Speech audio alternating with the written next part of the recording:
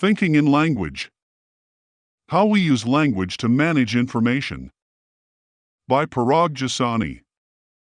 YourDailyLife.blog. We use language to communicate with others.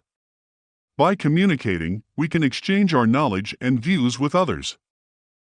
Based on the adage knowledge multiplies when shared, when our knowledge is shared with others, they can test, build, expand, refine, etc. on it, thereby optimizing and multiplying it, which is further tested, built, expanded, refined, etc. when they share with others, thereby further optimizing and multiplying it, and so on. Sharing knowledge this way sets humans apart from other animals and organisms who do not possess such language.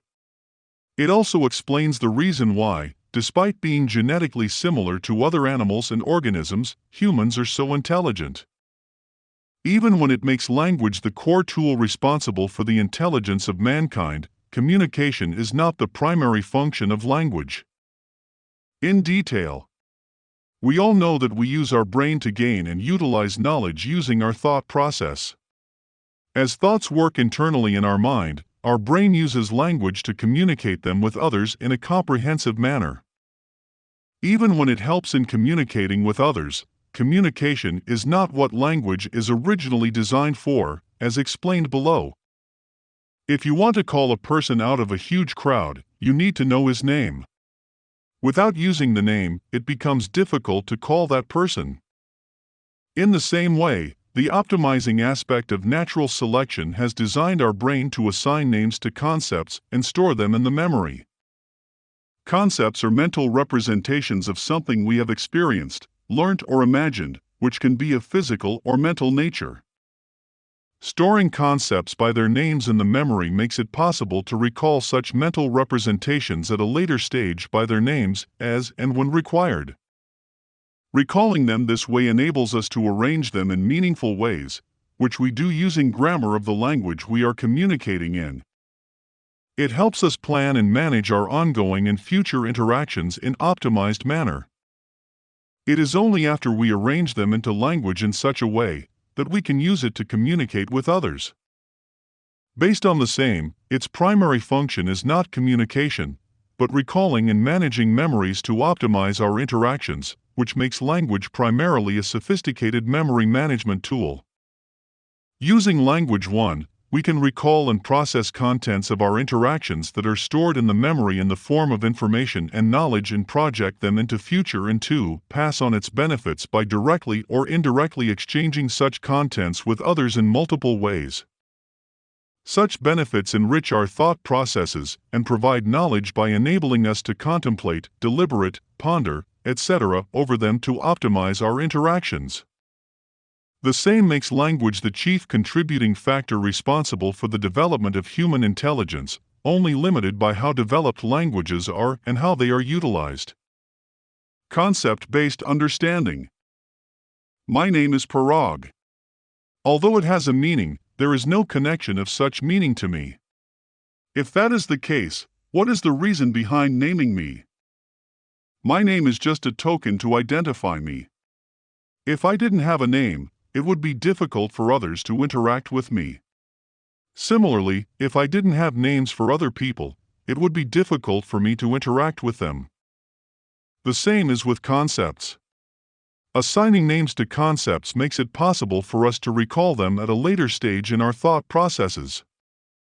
Our brain uses a web of links using such concepts along with values based on attributes to manage information it receives, as explained in detail in the post How Does Our Mind Develop?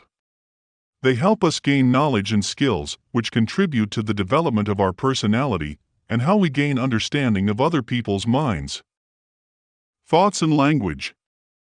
Many people believe that thoughts cannot exist without language. The fact is that most of our thoughts have nothing to do with language. For example, while choosing between a red dress and a black dress to wear, you do not have to convert your choice into language by saying to yourself, "I will wear the black dress." You simply pick up the chosen one. Similarly, while walking in a crowded market, you do not use language to make multiple decisions while steering through the crowd. That does not mean that you did not make decisions. It is only that your decisions did not use language. Language is only required to recall specific information from the memory. For example, when you buy a cell phone, you may need to deliver it by saying to yourself, "It's better to have a larger display for the price compared to a larger memory, as I'm only going to use it to make phone calls and check emails." The reason for the same is that such deliberation requires one or more chains of thoughts progressing in a sequential manner, in which each thought is based on previous ones in the chain. Such manipulation can best be done by using language, as language helps recall specific information or knowledge from the memory based on concepts using the thought process. Other organisms.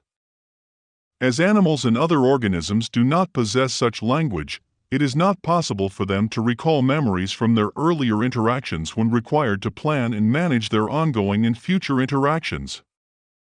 It is for such reason that they cannot recall specific information or knowledge from the memory, nor can they imagine future situations. The same is the reason behind the mystery of why animals and other organisms live only in the present moment. Their memory recall is limited to reflexively recalling memories from their earlier interactions that are contextually connected to their ongoing interactions. Even with such limitations, they exhibit intelligent behavior, which is either hardwired in their brains from thousands of generations by the process of natural selection, or is limited as it does not have the boost of intelligence offered by language.